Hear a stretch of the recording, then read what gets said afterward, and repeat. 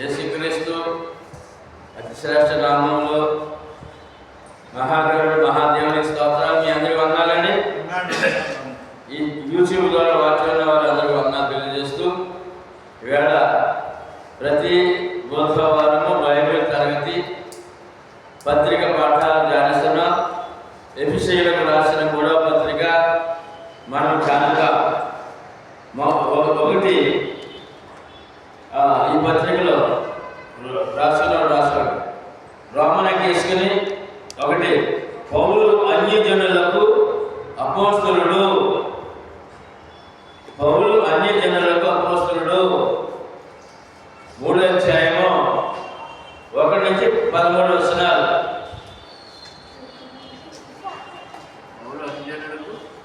అన్యజనులకు అపోస్తలుడు 3వ అధ్యాయం 1 నుంచి 13 వచనాలు. 2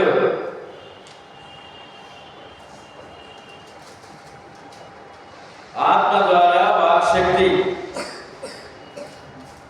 ఆత్మ ద్వారా వాక్శక్తి 3వ అధ్యాయం 14 నుంచి 21 వరకు. 1వ వచనం చదువుతాను చూడండి.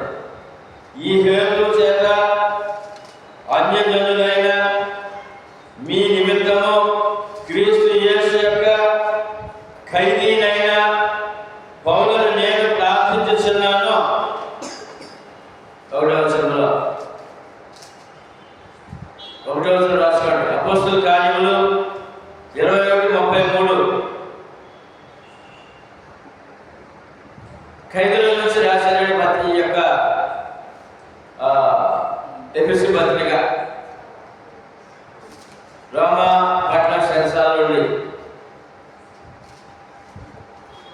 అపోస్తలుల కార్యాలు 21:33 వచనము. కొలస్సీ పత్రిక 1:24 2వ వచనం చదువుతానండి. మీ కొరకు నాకు అనుగ్రహించబడిన దేవుని కృప విషయమై ఏర్పాటును గూర్చి మీరు విని ఉన్నారు. 2వ వచనంలో అపోస్తలుల కార్యం 9:15 వచనము. అపోస్తలుల కార్యం 9:15 వచనము. రోమ పత్రిక 1:2-7 వచనం. 3వ వచనం చదువుతున్నాడు. ఎట్లనగా క్రీస్తు మర్మము దేవ దర్శనము వలన నాకు తెలియపరచబడినను సంగతిని గురించి మునుపు సంక్షేపముగా రాసిందని. క్రీస్తు మర్మము దేవ దర్శనము వలన నాకు లభించింది అన్నాడు. ప్రభువే స్వయంగా దర్శనమించి ఈ యొక్క దైవ మర్మాలు, క్రీస్తు యొక్క మర్మాలు తెలియజేశారని పౌలు గారు చెప్తున్నాడు. అందులో వాక్యాలు రాసుకోండి. అపోస్తలుల కార్యములు 22:17 3వ వచనంలో. రోమా పత్రిక 16:25-27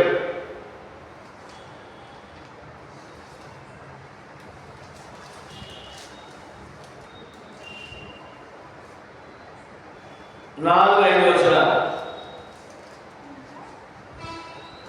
మీరు దానిని చదివిన ఎడల దానిని బట్టి ఆ క్రీస్తు మర్మమును గురించి నాకు కలిగిన జ్ఞానమును గ్రహించుకొనగలను. పౌలు గారికి గొప్ప ఈ దైవ జ్ఞానం ఎలా వచ్చింది? ఈ పత్రిక గొప్ప పత్రిక రాయడానికి అంటే క్రీస్తు మర్మం గురించి నాకు కలిగిన జ్ఞానం అన్నాడు. దైవజ్ఞం సంపూర్ణంగా దేవుడు ప్రభు నాకు ఇచ్చాడు అనే విషయం 4వ వచనంలో. ఈ మర్మం ఇప్పుడు ఆత్మమూలముగా దేవుని పరిశుద్ధులకు అపోస్తలులకును ప్రవక్తలకును బయలుపరచబడిన ఉన్నట్టుగా పూర్వకాలము నందు మనుషులకు తెలియపరచబడిన తెలియపరచబడలేదు. పూర్వకాలం తెలియదు, ప్రవక్తలకి అపోస్తలులకే తెలిసింది క్రీస్తు మరణము, యేసుక్రీస్తు సర్వాధికారి దేవుడని.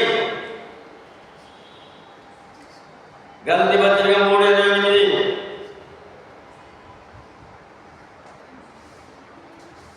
గలతీ పత్రిక 3:28, 5-6 వచనం కూడా అందులోనే మనం చూస్తున్నాం. 5-6 వచనాలు. 6 వచనంలో ఈ మరణం ఏదనగా అన్యజనులు సువార్త వలన క్రీస్తు యేసునందు యూదులతో పాటు సమాన వారసులను, ఒక శరీరం ఉందని సాటి అవయవములను వాగ్దానంలో పాలువారులై ఉన్నారని నన్ను ఏ అన్యులకు రక్షణ భాగ్యం. యూదులతో పాటు సమాన వారసులు అనే అర్హత ఇచ్చాడు దేవుడు సువార్త ద్వారా అనే విషయాన్ని తెలియజేస్తాడు. 7వ వచనము, దేవుడు కార్యకార్యము తన శక్తిని బట్టి నాకు అనుగ్రహించిన కృపా వరము చొప్పున నేను ఆ సువార్తకు పరిచారకుడినైతిని అన్నాడు. సువార్తకు పరిచారకుడు, అన్యజనులు సువార్త ప్రకటించే పరిచర్య దేవుడు నాకు ఇచ్చాడు అన్నాడు. రోమాపత్రిక 1:2-7 వచనాలు, 15వ అధ్యాయము 15, రోమాపత్రిక 1:2-7, 15వ అధ్యాయము 15-16 వచనాలు, 16వ అధ్యాయము 18-19 వరకు,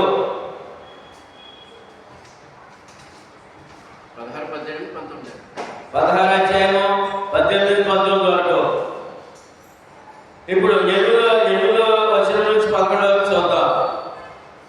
దేవుడు మన ప్రభు అయిన క్రీస్తు యేసునందు చేసిన నిత్య సంకల్పము చొప్పున పరలోకములో ప్రధానులకును అధికారులకును సంఘము ద్వారా తన యొక్క నానా విధమైన జ్ఞానము ఇప్పుడు తెలియబడవలనని ఉద్దేశించి శోధింప సత్యము కానీ క్రీస్తు ఐశ్వర్యమును అన్యజనులలో ప్రకటించుటకును సమస్తమును సృష్టించిన దేవుని యందు పూర్వకాలం నుండి మరుగై ఉన్న ఆ మరణమును కూర్చిన ఏర్పాటు ఎటులో అందరికీ తేట పరచుటకును పరిశుద్ధులలో అత్యల్పుడైన నాకు ఈ కృప అనుగ్రహించిన సువార్త నాకు అనుగ్రహించాడు ప్రభువారు. ఆ సువార్త వలన లోకానికి, ఈ సువార్త లోకానికి ఐశ్వర్యం అన్నాడండి. ఆత్మీయ ఐశ్వర్యము, పరలోక ఐశ్వర్యము, బంగారు పట్ల వారసత్వము, ప్రభుత్వంలో మహాభాగ్యము. మానవుడి పాపాత్ముడైన మానవుడు పుణ్యాత్ముడిగా, నీతివంతుడిగా, పరిశుద్ధుడిగా తీర్చి పరలోకం తీసుకెళ్లే ఈ సువార్త లోకానికి, అన్యజనులకు ఇది ఐశ్వర్యం అని ఆయన తెలియజేస్తాడండి. అందులో వాక్యాలు రాసుకోండి. కీర్తన 33:6, రోమాపత్రిక 16:25,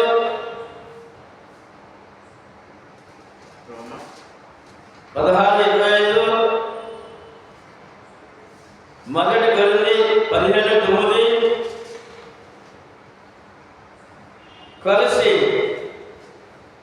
1:16-27 వచనాలు, మొదటి తిమోతి 3:16,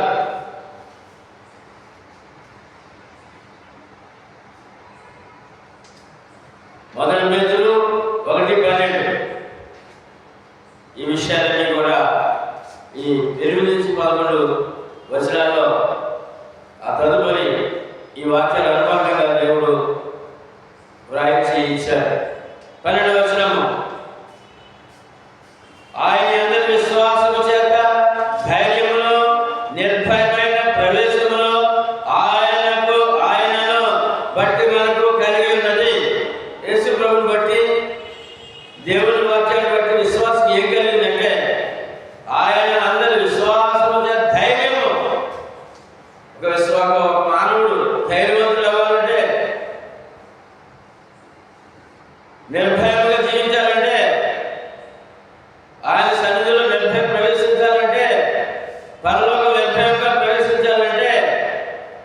విశ్వాసమే మూలము అనే విషయాన్ని హెబ్రీయులకు రాసిన పత్రిక 4:16 ఆయన సన్నిధి భూలోకంలో ఆయన సన్నిధి ఇచ్చాడు దేవుడు.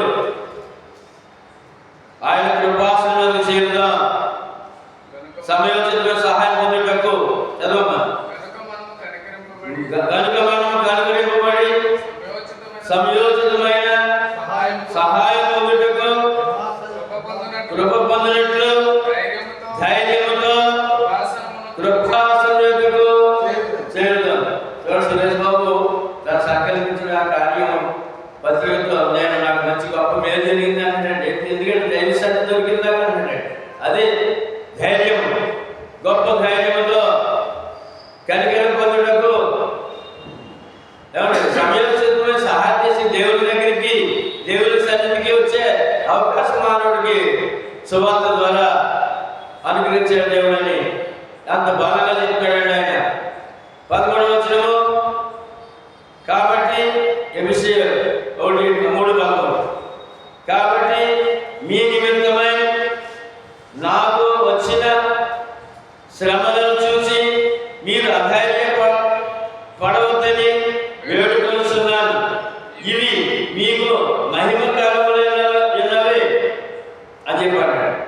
మరి సువార్త విషయంలో ఎన్నో శ్రమలు పడ్డారండి. ఆ శ్రమను చూసి మీరు భయపడవద్దు, వెనక్కి తిరిగి వెళ్ళొద్దు. ఈ యొక్క శ్రమను చూసి మీరు అధైర్యపడవద్దు అని, ఇవి మీకు మహిమకరములు. మేము ఈ సువార్తలో పడే శ్రమలు విశ్వాసికి మహిమకరములు, ఆశీర్వాదకరము. భయపడవద్దు, విశ్వాసం ముందుకు సాగండి వారిని ఎఫెసీయులో క్రీస్తు సంఘాన్ని బలపరుస్తున్నాడు. అందులో వార్తలు రాసుకున్నాం. 2వ కొరింథీ పత్రిక 1:6,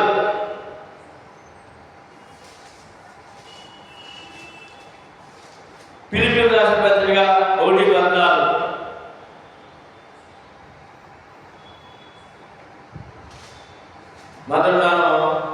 మొదటి అంశాలు చూసామండి. 2వ పత్రిక 1:6, ఫిలిప్పీ 1:14, మొదటి అధ్యాయం 14వ వచనం. మనము పౌలు అన్యజనులకు అపోస్తలుడు అనే విషయాన్ని ఈ 13 వచనాల్లో మనం చూసామని. దేవుని దర్శనం ద్వారా నాకు దొరికింది భాగ్యము. ఈ సువార్త అన్యజనులకు ఐశ్వర్యమని ఆయన ప్రకటిస్తున్నాడండి. దేవుని వాక్యము మానవుడి ఐశ్వర్యము, రక్షణ సువార్త మానవుడికి ఐశ్వర్యము. మానవుడు లోకసంబంధ ఐశ్వర్యాన్ని ఆశించి దేవుని దూరమైపోతున్నాడు. భౌతిక ఆత్మీయ ఆశీర్వాదములు ఆయన యొక్క వాక్యములు ఉన్నాయి, ఆయన సన్నిధిలో ఉన్నాయి, ఆయన రక్షణ భాగ్యంలో ఉన్నాయని చెప్పి చాలా బలముగా ప్రకటిస్తున్నాడండి. ఇప్పుడు 2వ సంగతి చూద్దాం. రెండో సంగతి ఏంటంటే ఆత్మ ద్వారా వాక్శక్తిని పొందడం, పరిశుద్ధాత్మ ద్వారా వాక్శక్తిని పొందడం అనే విషయాలు మనం చాలా 14వ వచనము 14-18 వరకు చదువుతామండి. 14-18 వరకు ఎఫెసీ పత్రిక. ఈ హేతు చేత పరలోకమందును భూమి మీదను ఉన్న ప్రతి కుటుంబము ఏ తండ్రిని బట్టి కుటుంబం అని పిలువబడుచున్నదో ఆ తండ్రి యందు నేను మోకాళ్ళలోని మీరు అంతరంగ పురుషుని యందు శక్తి కలిగి ఆయన ఆత్మ వలన బలపరచబడినట్లుగాను క్రీస్తు మీ హృదయములలో విశ్వాసము ద్వారా నివసించినట్లుగాను తన మహిమైశ్వర్యము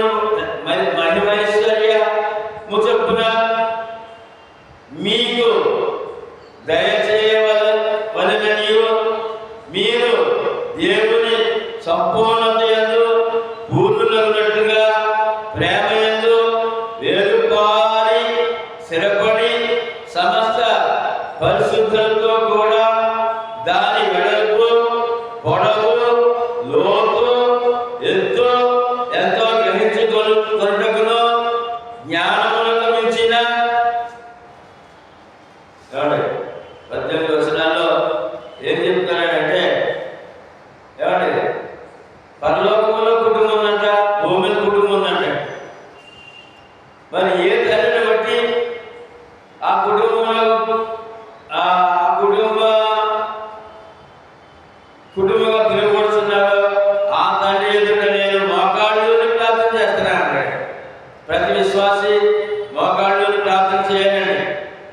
పౌలు గారు మాకు చూపించారు.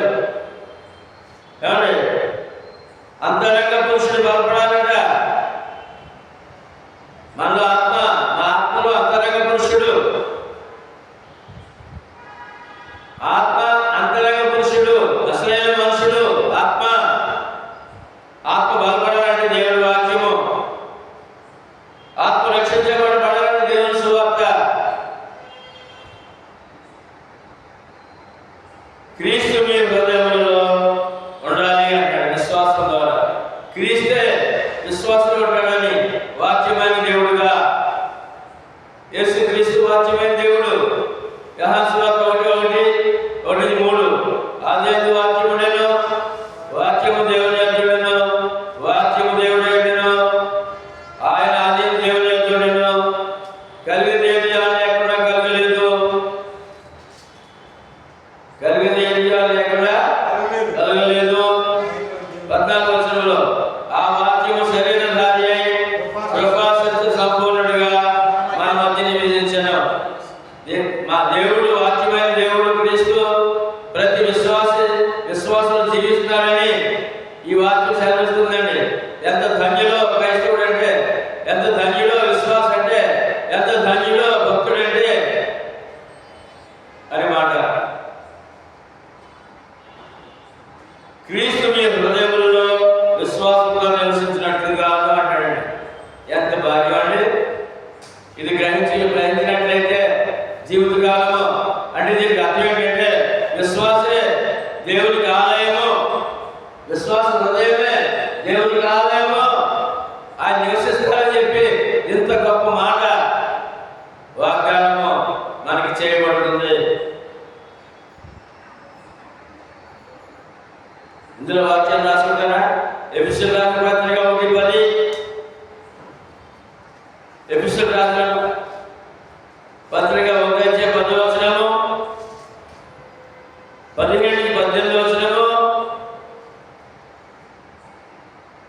యోహాను సువార్త 14:23 రోమాపత్రిక 7:22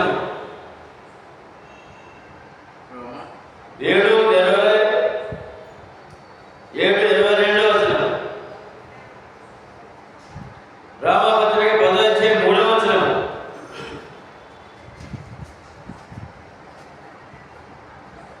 రామ 13 ఫిలిప్పీ 4:19 యేసుక్రీస్తు మహిమలో మీ ప్రతి అవసరము తీర్చబడును. కొలస్సీయులకు రాసిన పత్రిక 1:9-12 కొలస్సీయులకు రాసిన పత్రిక 1:9-12 అందులో 23 ఇప్పుడు 19 ధ్యానంగా ఉంటాం. జ్ఞానములకు మించిన క్రీస్తు ప్రేమను తెలుసుకొనుటకును తగిన శక్తి గలవారు కావాలని ప్రార్థించుచున్నాను. ప్రతి విశ్వాసి కూడా క్రీస్తు ప్రేమను తెలుసుకోవాలంటాడు. ప్రతి విశ్వాసి క్రీస్తు ప్రేమను తెలుసుకోవాలట. జ్ఞానము మించిన, లోక జ్ఞానానికి మించిన క్రీస్తు ప్రేమ తెలుసుకోవడం దైవ జ్ఞానము. లోక జ్ఞానము, దైవ జ్ఞానము. జ్ఞానం, ఈ లోక జ్ఞానం మించింది ఉంటుందంటండి. క్రీస్తు ప్రేమ తెలుసుకున్నటకు తగిన శక్తి గలవారు కావాలని ప్రార్థన. దాని వరకు అపోస్తలుడైన పౌలు ప్రార్థిస్తున్నాడండి. ప్రతి విశ్వాసి ఏం తెలుసుకోవాలంట? క్రీస్తు ప్రేమను. ఏంటి ఆ ప్రేమ? ప్రాణపెట్టి ప్రేమ. దేవుని స్తోత్రం, వందనాలు. అది మా యోహాను మొదటి పత్రిక 3:16 అక్కడ రాసుకోవాలి ఆ విషయం. ప్రేమ ఏంటి అనే విషయాన్ని మనము తెలుసుకోవాల్సిన అవసరం ఉంది. మీ నిమిత్తం తన ప్రాణం పెట్టను కనుక, మీ నిమిత్తం తన ప్రాణం పెట్టను కనుక దీనివల్ల ప్రేమ ఎట్టిదని తెలుసుకొచ్చున్నాము. యోహాను పత్రిక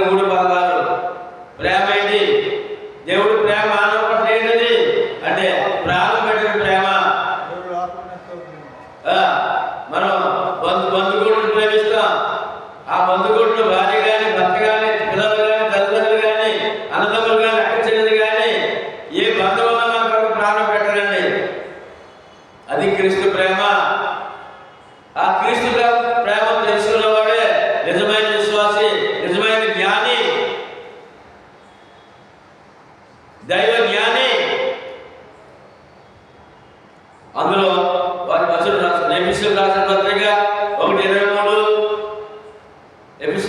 ఎఫెసీయులకు రాసిన 1:23, యోహాను పత్రిక రాస్తున్నారు కదా 3:16, యోహాను సువార్త 3:16 కూడా రాసుకున్నాడు. యోహాను సువార్త 3:16 ఏంటంటే కన్నడ వాక్యము, దేవుడు లోకమునందు కాగా ఆయన తన అద్వితీయ కుమారునిగా పుట్టిన వాని యందు విశ్వాసముంచు ప్రతివాడు నశింపక నిత్యజీవం పొందినట్లు ఆయనను లోకంలో మానవులందరికీ దేవుడు అన్ని ఇస్తున్నాడు. అవన్నీ అనుభవించిన తర్వాత ఆయన ఎవరో తెలివి కూడా మానవుడు జీవిస్తున్నాడు కనుక అతని ఆత్మ నాశనం అయిపోతుంది కనుక అది కూడా దేవునికి ఆయన ప్రేమ ఎలా పొందించాడంటే ఆత్మ నాశనం అవ్వకూడదు. భౌతికంగా బాగోవాలి మానవుడు, భౌతికంగా ఆశీర్వాదంగా ఉండాలి, ఆరోగ్యంగా ఉండాలి, ఆనందంగా ఉండాలి. అదేవిధంగా ఆత్మీయంగా కూడా అతను రక్షణ పొందిన వాడు ఉండాలి, ఆత్మను కాపాడుకోవాలి, పరలోకంలో కూడా ఆ పరలోక సుఖాలు అనుభవించాలి, పరలోక ఆస్తికి వారసులు అవ్వాలి. అది దేవుని సంకల్పము.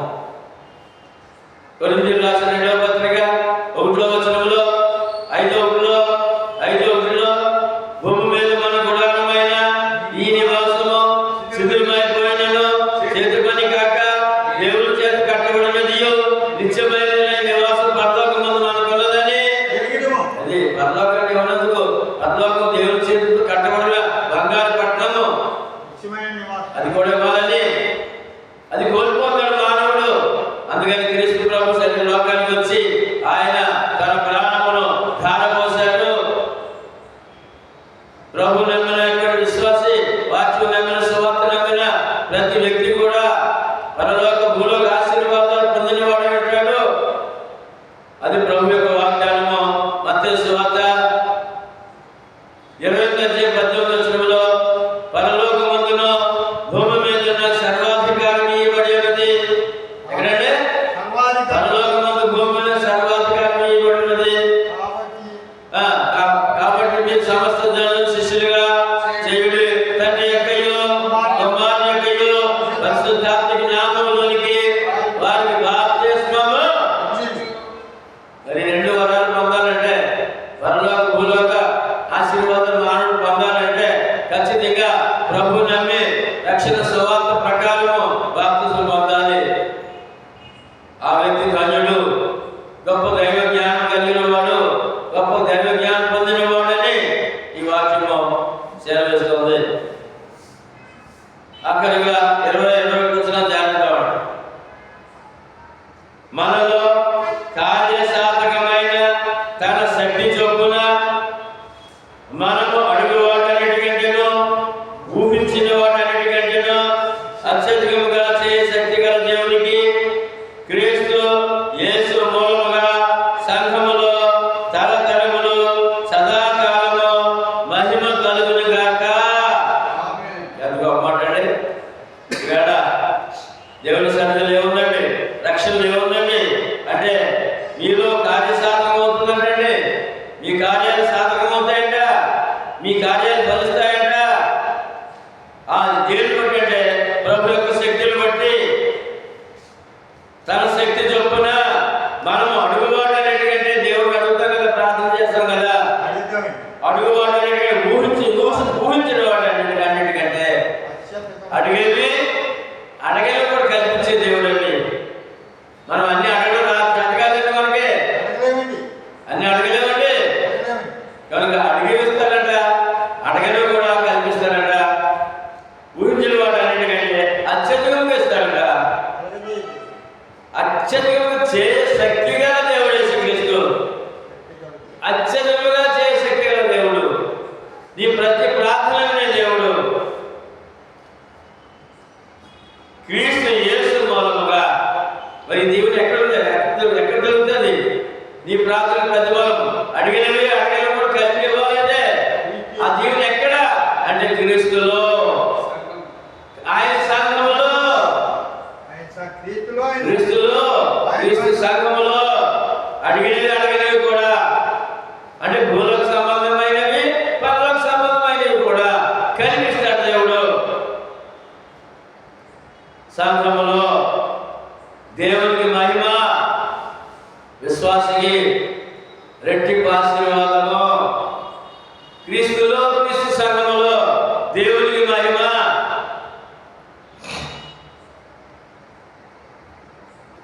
దేవుడికి ఏం కలగాలి? మన ద్వారా మహిమ కలగాలి. అది ఆయన అదే కోరుకున్నాడు. ఏం కోరుకున్నాడు? మహిమపరచాలి. దేవుడి మహిమపరచాలి. కొరింథీయులకు రాసిన మొదటి పత్రిక 6వ అధ్యాయము 19వ వచనంలో ఆ మాట సెలవిస్తున్నాడండి. చదవండి అన్నమాట. కొరింథీయులకు రాసిన పత్రిక మొదటి పత్రిక 6వ అధ్యాయం 19వ వచనంలో 19:20 6:19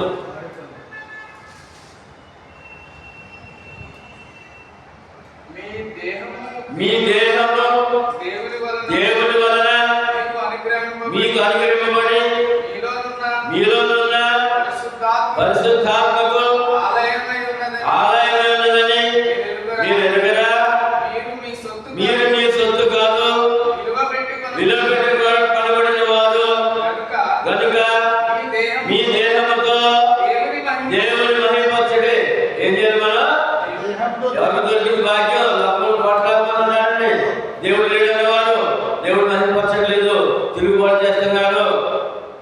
దేవుడు ఉన్నాడు, సృష్టిని పూజించేవారు దేవుడు మహిమపరచట్లేదు, తిరుగుబాటు చేస్తున్నారు. ప్రభువు నమ్మి సువార్త లోబడిన వారు దేవుడు మహిమపరిచే స్థానంలో వారు లేరు. ప్రభువు నమ్మి సువార్తకు లోబడిన వారే, క్రీస్తు సంఘమే దేవుడు మహిమపరిచే స్థానంలో ఉంది. అది మాకు దొరికిన వారము. కోట్లాది మంది లేని భాగ్యము, కోట్లాది మంది లేని భాగ్యము. ప్రార్థనా జీవితము. ఎఫెసీయులకు రాసిన పత్రిక, ఫిలిప్పీ పత్రిక, ఫిలిప్పీ రాసిన పత్రిక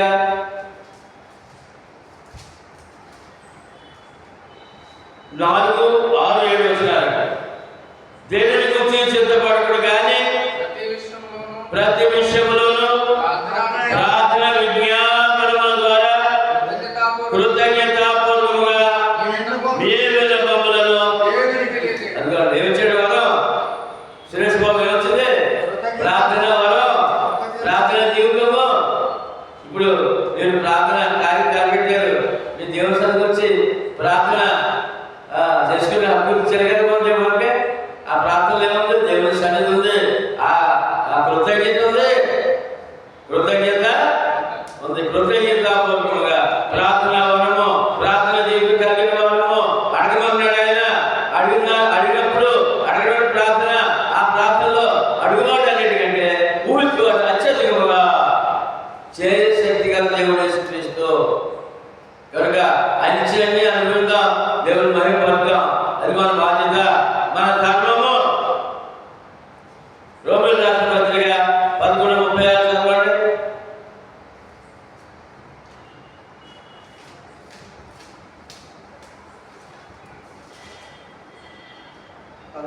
36 11:36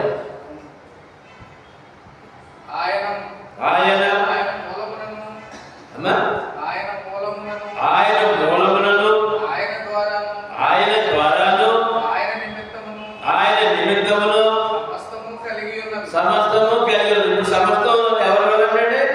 ఎవరైనా యేసుక్రీస్తు.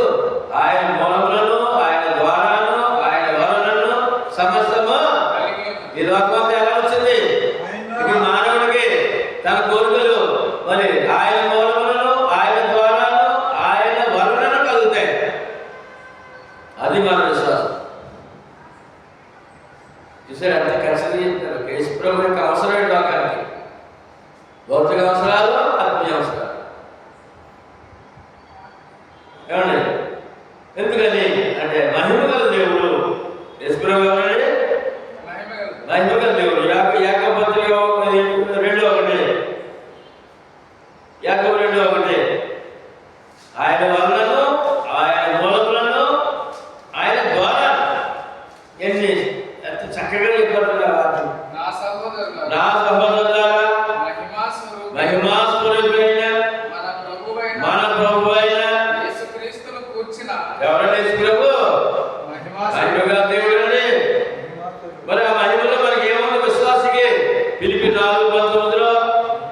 ఫిలిప్పీ 4:19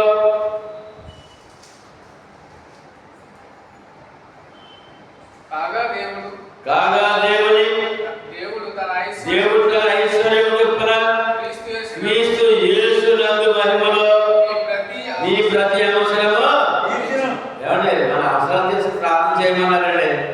ఆయన మహిమలు తెలుస్తాడంటే 7 వాగ్దానాలు. మరి ఒక ప్రభు అవసరమా మానవుడికి? నమ్మాలా? నమ్మాలంటే వాక్యమైన దేవుడిగా నమ్మాలి. విగ్రహం కాదు, ఆయన సిలువ కాదు, వాక్యమైన దేవుడిగా నమ్మాలి. అది మనకు దొరికిన భాగ్యము. ఏమండి 16వ అధ్యాయం రామపత్రిక 25-27. సమస్తమైన అన్యజనులు విశ్వాసమునకు సమస్తమైన అన్యజనులు విశ్వాసము విధేయులైనట్లు ఆనాది నుండి రహస్యముగా ఉంచబడి ఇప్పుడు ప్రత్యక్షపరచబడిన మర్మము నిత్య దేవుని ఆజ్ఞ ప్రకారము ప్రవక్తల లేఖనముల ద్వారా వారికి తెలియబడి ఉన్నది. ఈ మర్మమును అనుసరించి ఉన్న నా సువార్త ప్రకారము గాను యేసుక్రీస్తును గూర్చిన ప్రకటన ప్రకారము గాను మిమ్మును స్థిరపరచుటకు శక్తిమంతుడును అద్వితీయ జ్ఞానవంతుడునైన దేవునికి శక్తిమంతుడు అద్వితీయ జ్ఞానవంతుడు దేవునికి యేసుక్రీస్తు ద్వారా నిరంతరము మహిమ కలుగును గాక. ఏం కలగడానికి? ఎవరు చెల్లించారు మహిమ? రక్షణ పొందిన వారే. అందరికి లేదు తప్పు. కొరింథీ పత్రిక 2:9 మొదటి కొరింథీ పత్రిక 2:9 కొరింథీయులకు రాసిన మొదటి పత్రిక 2:9 ఇందును గూర్చి దేవుడు తన్ను ప్రేమించిన వారి కొరకు ఏమి సిద్ధపరచునో అవి కంటికి కనబడలేదు, చెవికి వినబడలేదు, మనసు హృదయమునకు గోచరము కాలేదు. అవి రాయబడినాయి. యేసుక్రీస్తులు ఏమున్నాయో, ఏం పొందుతారో ఆత్మీయంగా, శారీరకంగా, కుటుంబపరంగా ఏమి దాచిపెట్టబడేయో అవి కంటికి కనబడలేదంట, చెవికి వినబడలేదంట, మనసు హృదయానికి గోచరం కాలేదంట. అందుకని అప్పటి కాలంలో యేసు ప్రభు స్వయంగా దేవుడు వారి మధ్య తిరిగినప్పటికీ ఆయన్ని సిలువ వేసి చంపేశారు. మనసు హృదయానికి గోచరం కాదు. మనకు కావాల్సినవి కూడా క్రీస్తులో ఉన్నాయి. అవి ఈనాటికి కూడా మనుషుడి హృదయానికి ఏమండి గోచరము కావట్లేదు. కొలస్సీ పత్రిక 1:29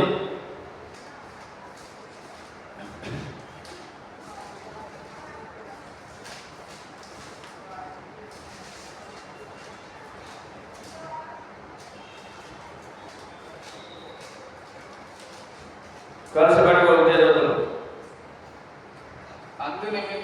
అందు నిమిత్తము నాలో బలముగా కార్యసిద్ధి కలుగజేయు ఆయన క్రియాశక్తిని బట్టి నేను పోరాడుచు ప్రయాసపడుచున్నాను.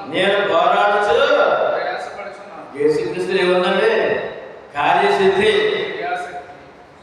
కార్యసిద్ధి ఏంటంటే మన పట్ల కార్యం సిద్ధించినందుకు ఆయన ఏమన్నాడంటే శక్తిమంతుడు అన్నాడు, మహిమగలవాడు అన్నాడు. మళ్ళీ చదవండి. అందు నిమిత్తము నాలో బలముగా మరి ఏం కలగాలి మానవుడికి? నా తలపెట్టి కార్యము సిద్ధించబడాలి. ఆత్మీయంగా భౌతికంగా కూడా కార్యసిద్ధి కలుగు చేయటకు ఆయన క్రియాశక్తిని బట్టి ఏముందండి, అది మన ప్రయత్నానికి ఎవరు తోడవాలి? ఆయన క్రియాశక్తి తోడవాలి. క్రియలను బట్టి. ఆ క్రియాశక్తిని బట్టి నేను పోరాడుచు పోరాడుచు ఎవరు ఆత్మీయంగా భౌతికంగా కూడా మన ప్రయత్నం చేయాలి. కాబట్టి ఫలితం దేవుని చేతిలో ఉంది. మన ప్రయత్నం మనము చేయాలి, ఫలితము దేవుని చేతిలోకి వస్తుంది. అదే ఒక విషయంలో 6-8 వచ్చినారు. 6-8 కొలస్సీ పత్రిక. ఈ సువార్త సర్వలోకములో ఫలించినట్లు ఫలించుచు వ్యాపించుచున్నట్లుగా మీరు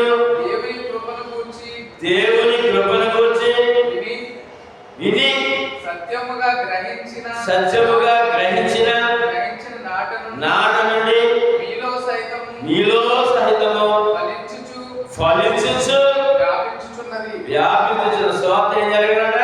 వ్యాపించాలంటాడు. ఫలించాలి. సువార్త ఏముందంట? వ్యాపించి రక్షణ ఉందంట. సువార్త ఏముందంట? ఆశీర్వాదం ఉందంట. సువార్త ఏముందంట? పరలోక భూలోక ఆశీర్వాదాలు ఉన్నాయంట. పాప క్షమాపణ ఆత్మరక్షణ ఉందంట.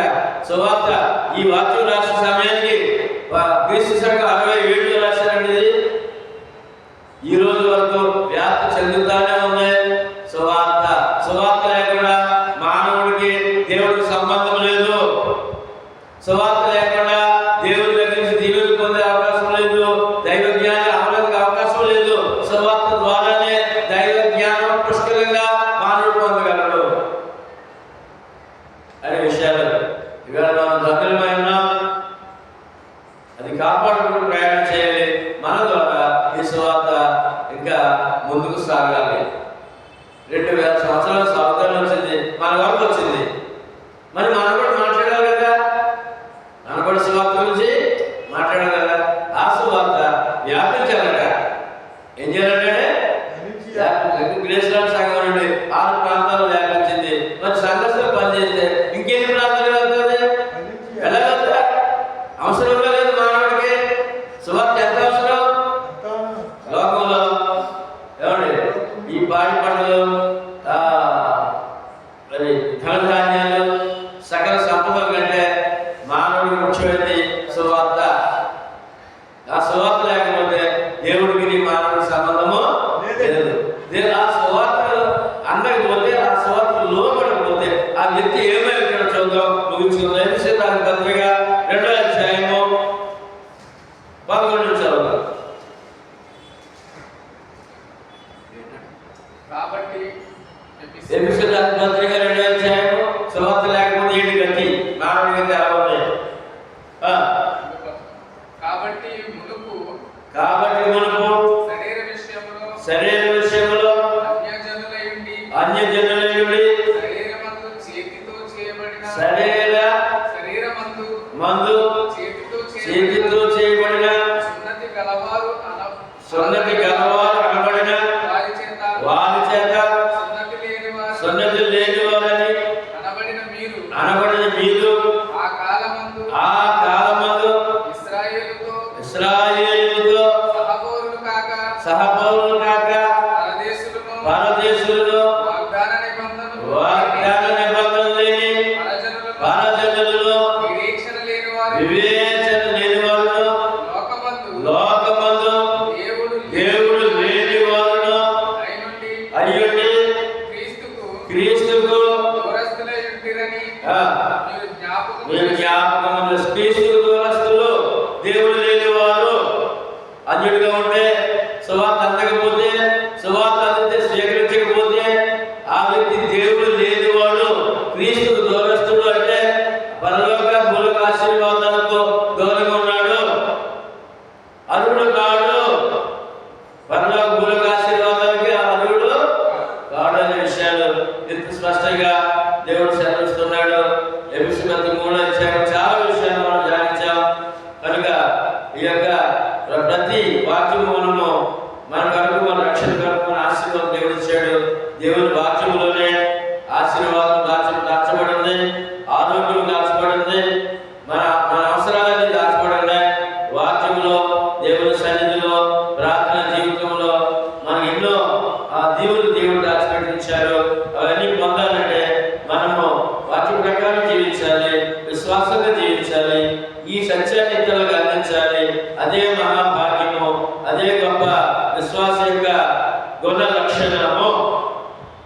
అందరికీ వందనాలు.